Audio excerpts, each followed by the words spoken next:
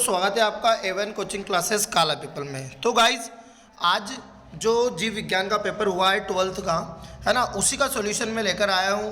कितने सही है आपके और कितने गलत है, एक्यूरेट क्वेश्चन मैं आपको अभी बताने वाला हूँ।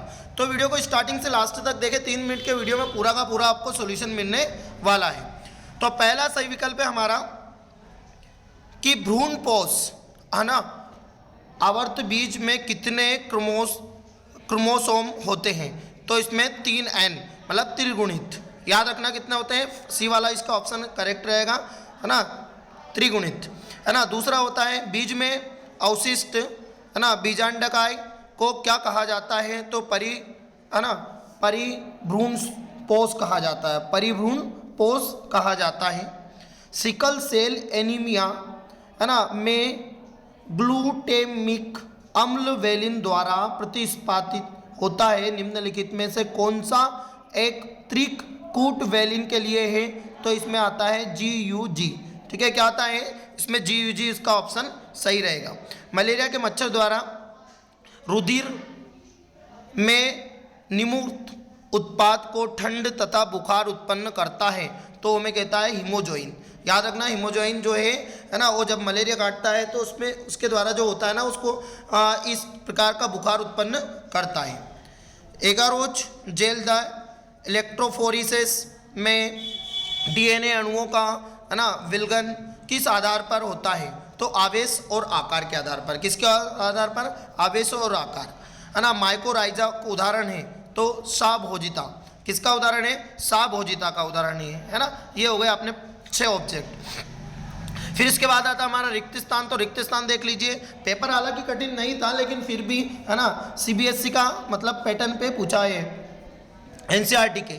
तो एक परिपक्व पुटक, है ना, से अंडाणु के मोचित होने की प्रक्रिया को कहते हैं अंडोत्सर्ग। क्या कहते हैं? अंडोत्सर्ग, ठीक है। DNA, है ना, अंगुली छापी में DNA अनुक्रम में स्थित विशिष्ट जगहों के बीच विभिन्नता, है ना, का पता लगाते हैं। इसको कहते हैं, है ना, मेलिंड्रोमिक।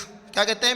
मेलिंड्रोमिक स्थल। क्या कहते हैं? मेलिंड्रोमिक, है ना, सॉरी पैलिंड्रोमिक स्थल। क्या कहते हैं? पैलिंड्रोमिक स्थल कहते हैं, है ना।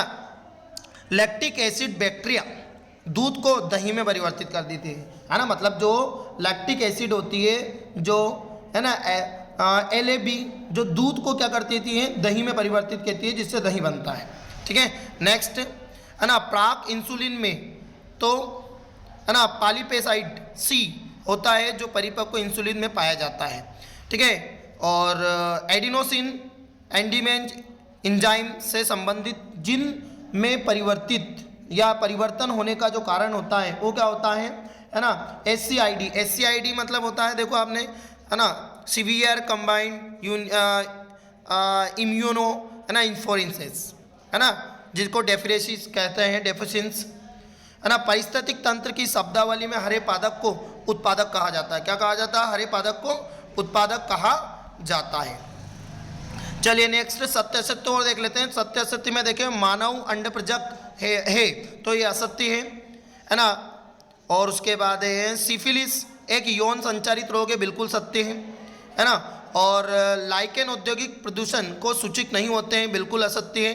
कैंसर उत्पन्न करने वाली जीन्स को, है ना, ऑन्कोजीन्स कहते हैं, बिल्कुल सत्य है ना। प्रत्येक इंटरफेरॉन की अपनी विशिष्टता होती है, बिल्कुल सत्य है। और क्लोरीसियस गैरिपाइन्स मछली हमारी नदियों के, है ना, अस्कलमिल, है ना, कैटफिश जातियों के द्वारा खतरा पैदा कर रही है, बिल्कुल सत्य है। तो इसमें हमारे, है ना, 4 सत्य है और 2 असत्य है। जोड़ी देख लेते हैं। तो कोरोना जोड़ी में पहला वाला ऑप्शन है, जैसे कि कोरोना रेडिएटा, तो इसका आएगा अंड, है ना। संरचनात्मक जीन जो होता है वो क्या होता है ना, ZYA होता है, ठीक है। और T